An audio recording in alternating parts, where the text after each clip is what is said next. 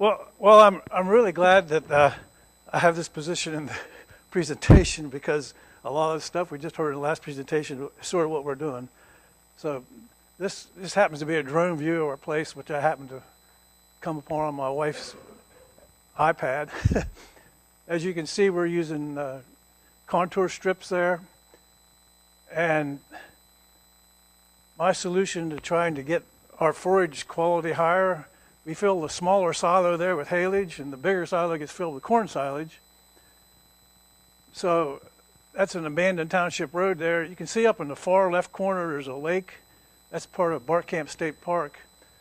And if you look at the next slide here, on the north we got the Interstate 70 there. So I run polywire up this abandoned township road. I run the polywire up this abandoned township road, and as soon as we plant rye, and sometimes I get a stand of crimson clover also. But anyway, as soon as that stuff starts to green up, I run the wire up there and make two different paddocks, basically, of all the land I'm going to chop silage off of. And I let those cows beat the hell out of it, is what they do. And they love rye, of course. And then when the rest of the paddocks are growing, we start using them. And then I give it a shot of about 100 pounds of 18730. And so instead of putting up first cutting, I'm putting up second cutting. And we get some pretty nice haylage that way. And usually we can mow it in the afternoon and put it up next morning, pardon me. This year, because of the constant rain, we ended up mowing it in the morning and chopping it in the afternoon. So it's way too wet. It smells like butyric acid. It's pretty bad. But they eat it. So moving along, these fields here are all reclaimed strip mine ground. And you can barely see the lines. I got them longitudinally there, up and down on the slope. And when the coal company got done mining it, they were not supposed to put any fescue on it. But then we went and spread manure on it. So now we got fescue fields. But the third strip up over there, you can see there's a Verizon tower in the middle there, in the upper middle next to the interstate. Anyway, we seeded that field most recently with Kevin Fowler's hottest pasture mix, and they really do like that. But the rest of the fields are pretty much what I can get to grow there, along with the fescue. We did an extensive soil testing program last fall, and most of our pHs are just above 6. So I spread lime on it during the summer because I thought that was what was going to be a problem. But of course, we never got any rain to get the lime in the ground, so I don't know what that's going to do yet. See what the next slide is. Well, let's go back again. This land here between Barcamp and the dairy barn there has never been strip mined, so it's good quality ground, and I think, yeah, we can grow 200 bushel of corn on a good year. This is not this year's corn, or last year's. This is 2 years ago. But these fields were cornfields at one time. On the east side or the right, our right, that used to be a cornfield. Now, according to my father, when my grandfather bought the place, he said you couldn't run. The only way you could walk this hillside was in the middle on the top or on the very bottom because the erosion ditches in it were so deep you couldn't get across them. And most of this hill was at one time, I can remember when I was a kid, it was apple orchards. And that was the first project my dad, after he took over, was he hired a bulldozer and pulled all the apple trees out. I can remember helping move the chain for the guy. So we plant rye after we take off the corn silage. We've been doing that for 40 years now. I guess I get a little perturbed when I hear about people getting payments for doing it. I think I got it. So we plant rye also and the crimson clover. So then after we've taken the cows off, we go in and usually, rye, of course, will try to go ahead on us. And we mow with a rotary mower. And so that the weeds that are germinated get a knockback. And then when I come back and spray after we plant the corn, they're usually pretty small and they kill pretty good. This is a picture of the cows grazing a rye field a couple of years ago in the spring. This is what we do. I keep cutting the number of acres of corn silage back because we doesn't have enough storage for it. So we end up making piles on the ground, cover them with plastic and tires. This year we didn't do any of that because we didn't have enough to fill a silo even. But fortunately, you can see the bale tubes in the background there. We had enough hay tubed from 23 to get us through this winter, I think. Well, we will have none left over, so we'll have to start over again. And this is my last slide. The heifers out on some pasture.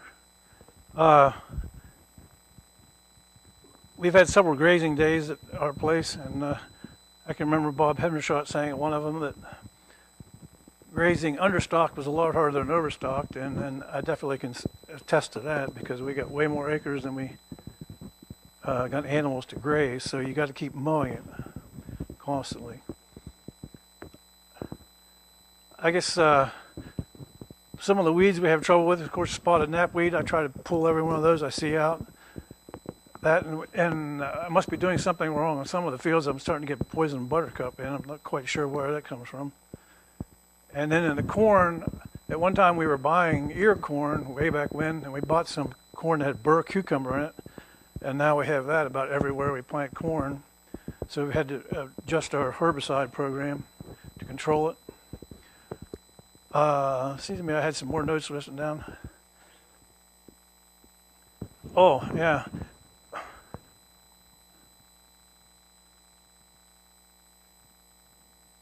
You see down here in the below that pond there to the right side, there's a sort of tongue into the woods there. That was a cornfield at one time, and I planted Kura clover, or Russian clover, whatever you call it, in the left half of it. It's still there 20 years later, but I thought it would spread over time to the right side of the field underneath the high tensile wire, but it has not moved anywhere, unfortunately. If I weren't 72 years old, I'd probably be trying to plant more of it somewhere.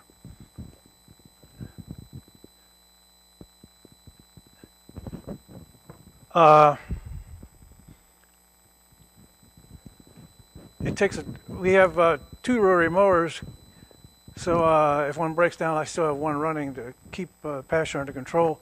You can see on the hillside above these animals here, there's a polywire there, and that at one time was a nice clover field.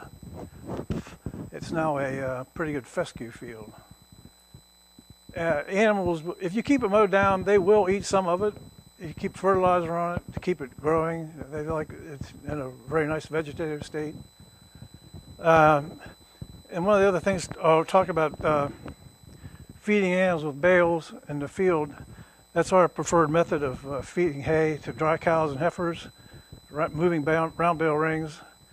The mud they churn up around the ring, you can spread seed on it, and that's how I change the species we got growing in the fields. Been putting meadow fescue on, and of course white clover. And also the way we move nutrients around.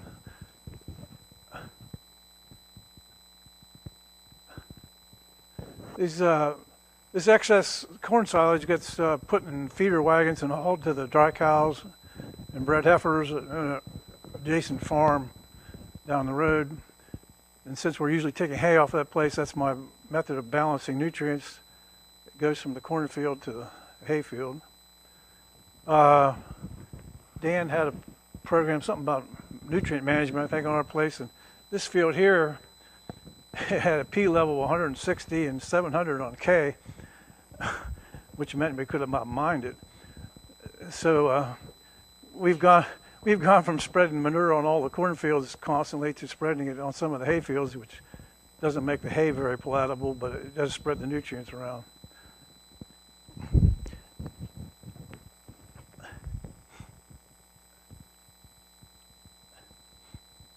I guess I've sort of run through my presentation. Any questions or comments? I guess one other point I want to make. When we first started grazing, that was back in '96. I think everybody said ryegrass wouldn't last very long, but it's been my experience now that I haven't reseeded any ryegrass in probably 7 or 8 years. BG34 is a mixture, so I don't really know which species it is that's taken over, but in our sacrifice paddock last summer, I mean, it went dead brown, but the minute we got rain, it started to green up again. So I'm definitely a proponent of ryegrass. Questions? Well, we're a member of DFA, and currently goes to Martins Ferry High United Dairy, but to wherever they want to send it, I don't have anything to do with that. We've been breeding brown suet since 1938. I come to find out, an odd story, but my grandfather was an absentee landlord, and he bought this property in '38. Well, it turned out there was a owner of a chain of funeral homes across the street in Wheeling, West Virginia, where he lived, who had a brown Swiss herd up in Pennsylvania. So apparently my grandfather was trying to keep up with the neighbors when he got into the dairy business with the brown Swiss cattle. Yes?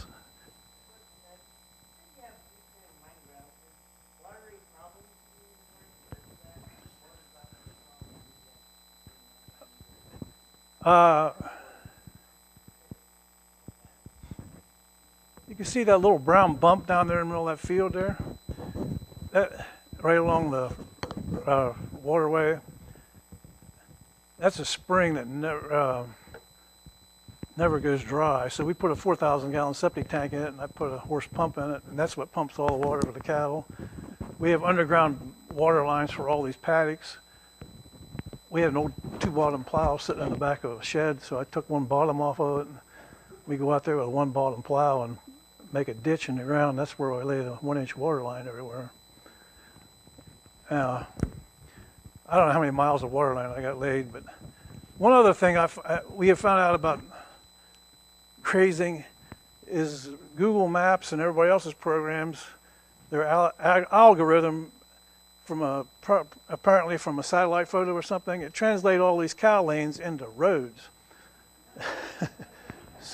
So you can get some strange people showing up. So I thought I could get to somewhere, you know.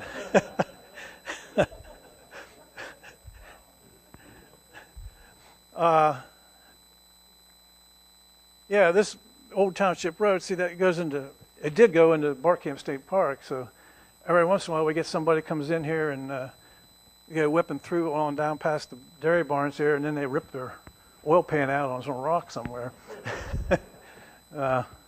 Or worse yet, get stuck in the snowdrift and they want pulled out.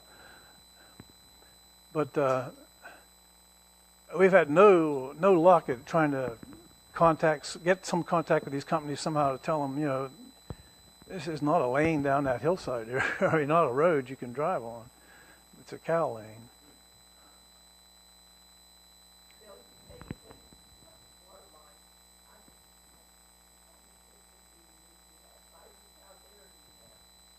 They're just 100-gallon water tanks with a I can't remember the name of the valve now, with a valve on it. It's a pressurized system. So, and you can see over on the far right there, that's another 70 acres we own. Back when we were milking 100 cows, I used to walk them over there to graze. We don't own any four-wheelers yet, I still walk. But since we've cut back a number of cows, we don't get animals over there to graze very often. More likely heifers. I will say, just for the farming for profit is not exactly what we do here, because we got the Utica Shale underneath of it, so it sort of changes things financially.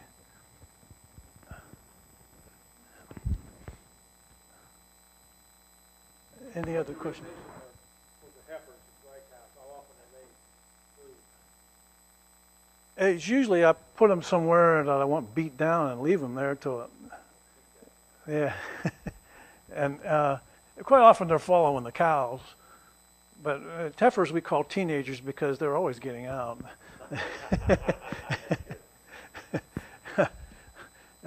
And this time of year they come back to the dairy barn because they know it's where the grain is. But yeah, that's been a problem. Probably, as long as it's really hot and they know it, they stay away from it. But they can sense when it's somehow the voltage is not there.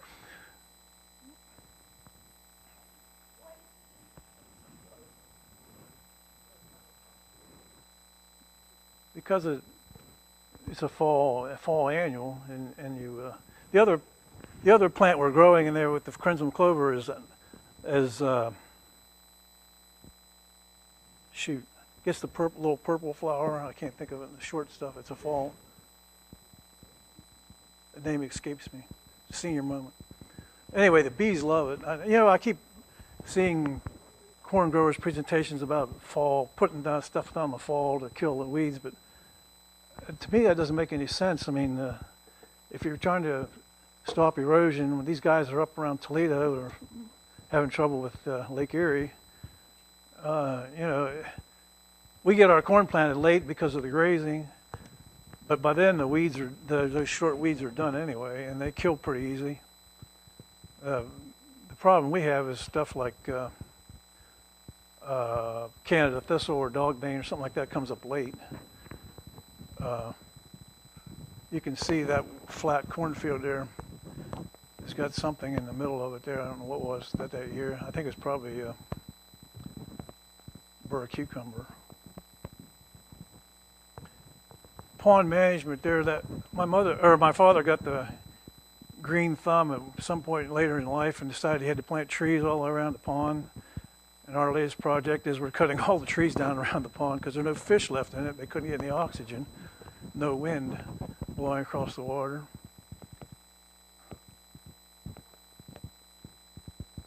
My father cut down his father's apple trees. I'm cutting down his decorative trees.